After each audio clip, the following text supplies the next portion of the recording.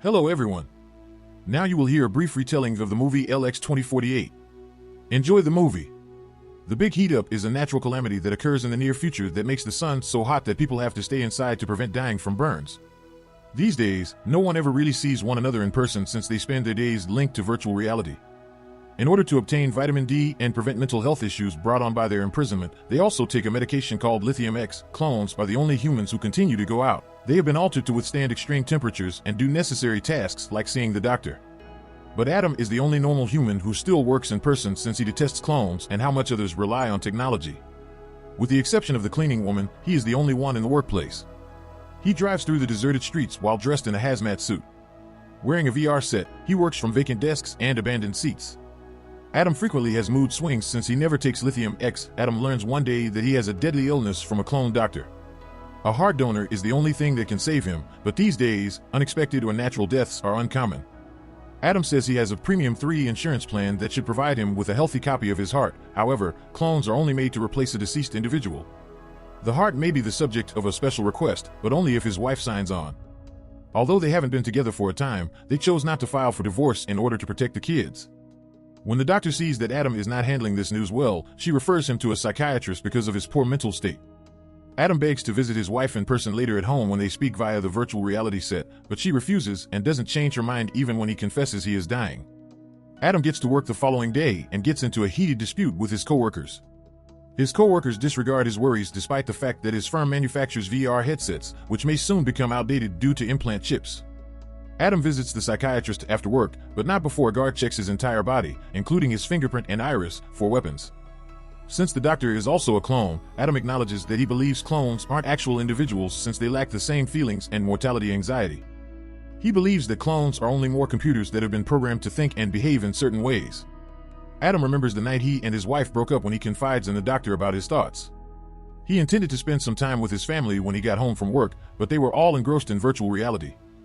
The eldest child was playing computer games, the middle child was playing virtual tennis, the smallest child wore a headset even during mealtimes, and his wife was virtually tanning on a beach.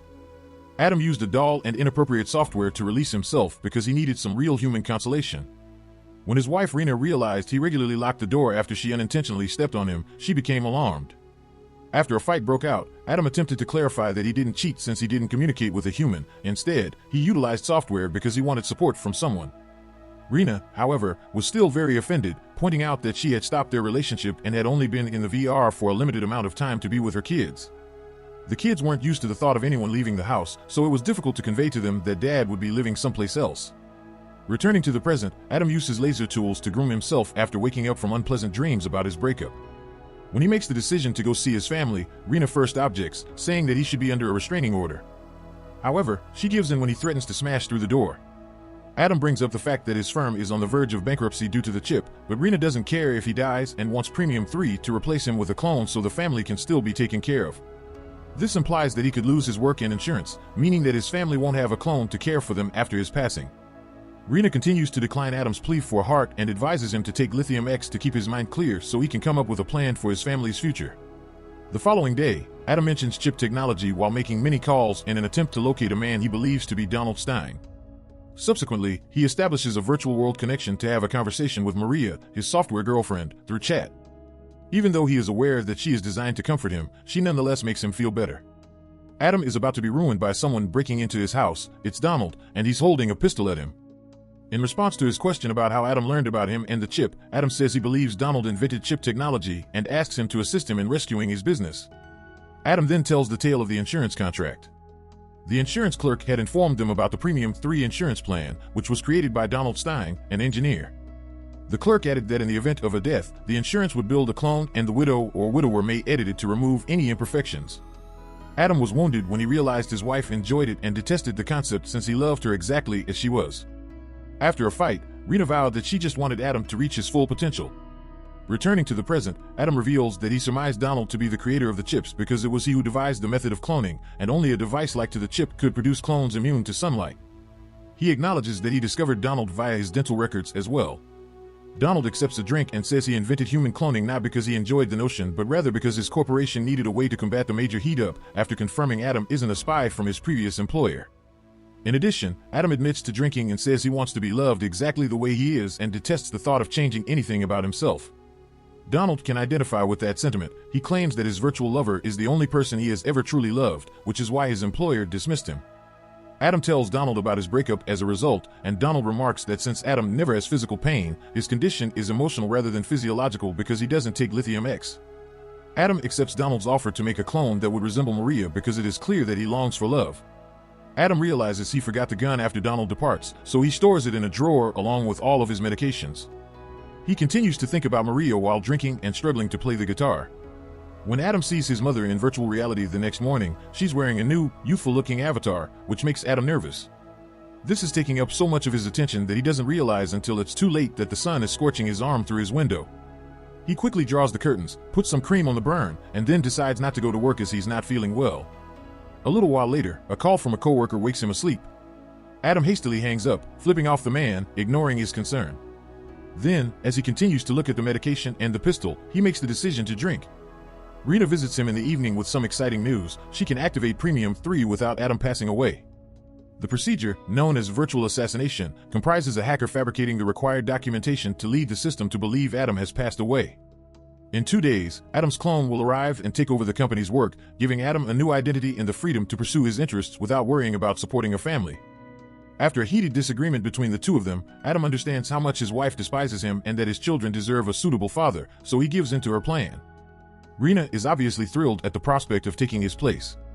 Rena tells him she's already begun the process and that his company believes he overdosed as she gives him a kiss of gratitude. Adam becomes anxious since he had hoped to bid the kids farewell, but Rena just hands him his new identity and login information before heading out. Adam chases after Rena to insult her as soon as he discovers he can no longer see Maria.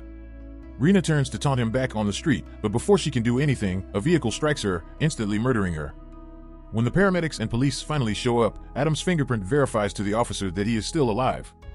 The officer tells Adam that the insurance would send a better Rena shortly, but Adam finds the joke offensive and starts crying because he thinks about his children. Adam tries to access his account later, but his password has already been altered. Then, in an attempt to rid himself of the booze, he makes himself throw up. Unexpectedly, Maria, who exactly resembles the virtual version of herself, shows up at the door and gives Adam a kiss. She's so perfect he can't believe what he's witnessing, but Maria wants to take things slowly.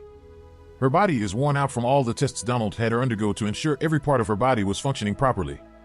They even had her perform some nasty tasks to ensure other areas of her body were functioning as well. As Adam watches Maria take a shower, he becomes extremely envious and becomes even more irritated with her flirting. Adama escapes before things worsen because he momentarily sees Rena's face on Maria's corpse. Adam then searches Maria's luggage and discovers a little transparent chip and some protection. Adam attempts to play the guitar to divert his attention as he grows more irritated, but he is terrible at it. When Maria looks at the doll she used to be after taking a shower, she finds it unattractive. She tells Adam that the chip is named Eternal One and that it downloads a dying person's brain and transfers it to a virtual world when Adam confronts her about it. Adam finds it terrifying that a chip might hold a whole human being, while Maria gets philosophical and wonders what it really means to be human. Then Maria says she's going because she wants to get out there and experience the real thing, and the love she had for Adam was programmed. When Adam begs her to remain, Maria gives him a farewell kiss and walks away. Adam, feeling low and alone, begins to dance with the doll in an attempt to find some small solace. But as soon as Adam sees pictures in his head of Maria choosing Donald over him, he becomes so enraged that he grabs a knife and stabs the doll. When Adam feels like he's losing himself, he retreats to a corner to stew in his terrible emotions. In a nightmare, he asks the doctor if clones are really capable of feeling pain, and the doctor self-inflicts to demonstrate that she is also bleeding. He hears a knock and quickly gets up, grabbing Donald's rifle and opening the door to see his clone. Since clone Adam seems and acts more composed and at ease, it is evident that Rena made some adjustments. When Adam informs him of Rena's passing, the clone seems unfazed since he finds it appealing that a clone would take her place. He also promises that he cannot harm Adam because clones are incapable of using violence unless it is necessary for self-defense. Adam is shocked as the clone assesses the condition of his house and picks up the guitar to begin playing flawlessly. It indicates that Rena helped him become the creative person he had always desired to be. The clone also notes that whereas Adam had been a winner and difficult to please, Rena had been a wonderful wife.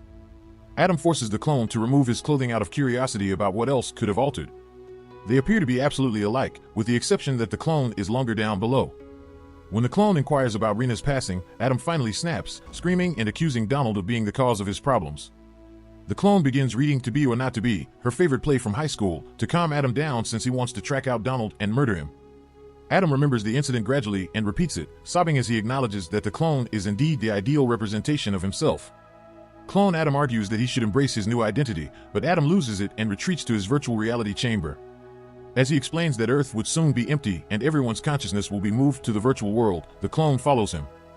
Adam points the rifle at the clone after realizing that he can't even be himself in the virtual world while it's alive. Adam is reminded that he is dying by the unnerved clone, who then forces him to take the medication in order to calm himself. Adam puts the rifle down and goes to take the medication, but then he remembers that the clone is controlling him, and he raises the weapon once more. Finally, the clone's self-defense system is activated by this, and a battle breaks out. After much wrangling between the two guys over ownership of the pistol, the gun falls and the impact discharges it, shooting one of the Adams. It is up for interpretation as to who died, the genuine Adam or the clone. Adam then buries the second body and returns home to begin over. He gets out a family photo, puts the medicine away, then looks at both sets of clothes and decides on the traditional suit. When Rena's clone shows up at that same moment, the pair kisses and reunites right away. Rena is taken aback by his intense enthusiasm, and Adam remarks that her chest appears larger.